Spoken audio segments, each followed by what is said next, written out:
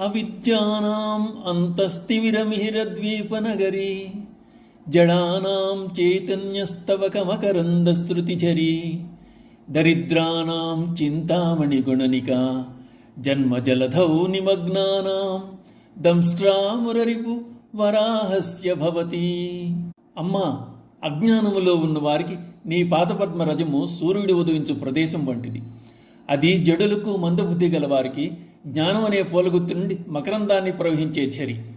దారిద్ర్యమును దూరం చేసి కోరిన కోరికలు తీర్చు చింతామణి మాణిక్యముల వరస. నీ పాదరజం జనన మరణములనే సంసార జలధలో భూదేవుని ఉద్ధరించుటకై మురళిపుడైన విష్ణుమూర్తి దాల్చిన వరాహం యొక్క కోర. అమ్మవారిని తెలుసుకోవడం ఎలాగా అని అడిగిన వారికి అమ్మవారు తెలియబడేది కాదు అన్నారు దత్తాత్రేయులు.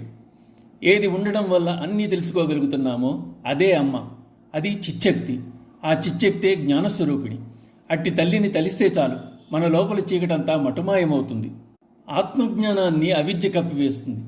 మోక్షాపేక్ష గలవారు అమ్మ యొక్క పాదాలను ఆశ్రయించడం వల్ల అవిద్య అనే అజ్ఞానం దరిదాపులకు కూడా చేరదు. అందుకే అమ్మను అజ్ఞాన ధ్వాంతదీపిగా అంటోంది లలితా సహస్రం. హిరణ్యాక్షుడు భూమిని కనబడకుండా సముద్రంలోకి విసిరేశాడు. బ్రహ్మకు కూడా కనబడకుండా దాచేశాడు. యజ్ఞవరాహ రూపంలో భూదేవిని సముద్రం నుండి బయటకు తీసుకుని వస్తుండగా అడ్డుపడ్డ హిరణ్యాక్షుని మురరిపుడు తన దంష్ట్రలతో సంహరించి వేశాడు. సంసార సాగరంలో పడి దిక్కుతోచక కొట్టుమిట్టాడుతున్న వారికి అమ్మవారు వరాహ రూపం దాల్చిన విష్ణుమూర్తి యొక్క దంష్ట్ర అన్నారు శంకర్లు.